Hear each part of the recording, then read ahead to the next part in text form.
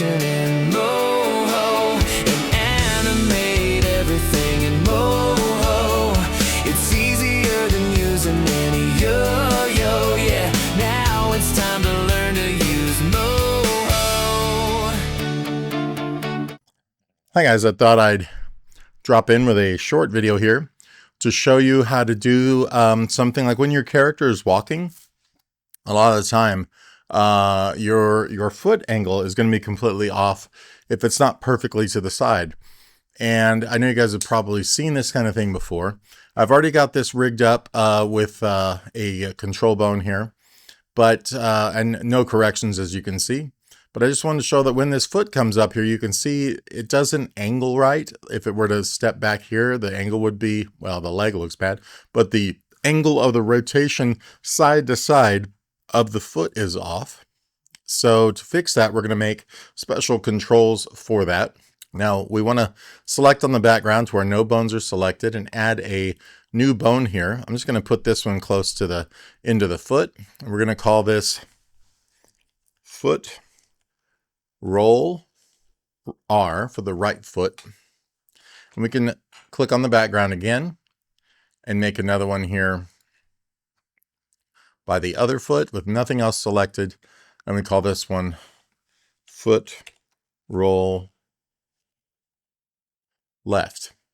Now we need to turn on the labels for these. So we'll go to the select bone tool, turn on show label. We'll do the same thing for this one, show label. And while we're on the right foot here, I need to point out that on this shoe, we have a shoe and a sole. So that is important, that if you're going to see the sole, this is where this is going to come into play. They need to be on separate layers. They don't have to be, but it's best if they are, or easiest if they are. All right, so we're going to make an action for this as opposed to a smart bone dial. Because it really only needs to move one direction from here. But if you wanted to go both directions, you would make a smart bone dial instead of a action. Okay, so one thing you want to do as well is before we start, make sure you're on your bone layer on frame 0. And we want to go here to the bone strength and make sure both those bones have their bone strength pulled all the way off here. So make sure you go to bone strength and just make it go to 0 for both of those before you create an action. So now when we come in here to that bone for the foot roll right, we're going to select new action. It's going to say foot roll right. We're going to say OK. And we come into our little action timeline here. We're going to scroll up to frame 24. And I'm going to grab my transform bone tool and rotate it this way a little ways, just about so far. And grab your keyframes that have been made and set those to linear. And once again, because we have a separate sole from the shoe, we're wanting this to roll this sole up in more of a hidden manner, and the outside of the shoe a little more down. And we'll also probably affect this little ankle curve here a little bit as well to kind of adjust that. Now, you might do these separately as well, just to control when or not you can see inside or whatever that, but this may be secondary, might even not use it at all at this point. But for the moment, we're going to do the shoe. So we're just going to come down here to the actual shoe, and we're going to grab our magnet tool, and we're going to make that pretty small in comparison to what it is here.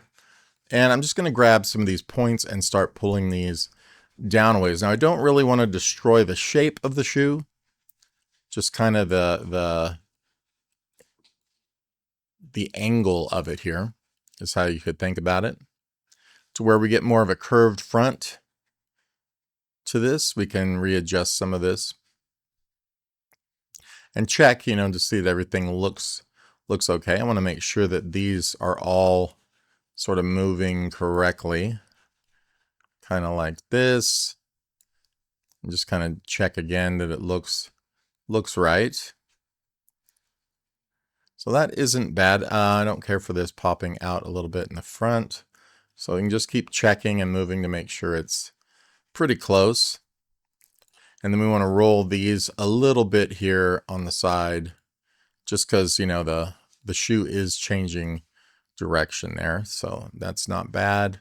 You can pretty much move everything a little if you want, just to give it a little more, feeling of turning like that. Like I said, we could pull these down a little if you wanted to as well. Mostly in the middle. Just because he's turning his foot side to side. You could see kind of what I'm getting at. If we wanted to, you know, we could move a couple of these just where they have a little motion more than anything. Okay, so once we get here, it looks pretty good. We're going to take the sole of the shoe now and click on that layer, and we're going to be pushing it up into the shoe, because it's going to be lifting as the side here is coming down. We don't necessarily have to go all the way up unless you really want some kind of an extreme, you know, kind of bend on that for some reason. But this is really just to kind of give the idea that this is, you know, moving the way that we're kind of saying it is. This could even come down a little farther if you really want it to. You get the idea now. See how that really looks like it's tilting back and forth. It's pretty. It's a pretty amazing sort of illusion, I think. And in fact, we can go back to the shoe, maybe adjust this one a little better here, like that. And we need to make these all linear, of course, as we do in most of our actions. So just do both of those layers, grab them, make them linear. We need to make sure we go to the bone layer and check that the bone itself is set to linear. But you can see just with that quick of a change. Now we're going to double click back on the menu line. You can see with that quick of a change, we'll come here to manipulate bones, and you can see we can now twist that foot. And that's going to be so much more realistic when we actually get into the walking, because we could throw this back here and then we could grab this bone. And when it comes back down to the ground, now you can see, other than that ugliness there, it feels much more realistically placed on the ground as opposed to that.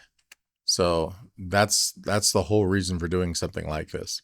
Cool. All right. Well, that's how you do a little foot roll. You can apply this idea to the ends of sleeves, to the ends of the pant legs, anything you need to kind of change the angle on. Hats, because a lot of times a hat, you know, if you turn the head, you're going to get different angles of that hat as well. So that's what I would suggest. I hope this helps, and have a good day.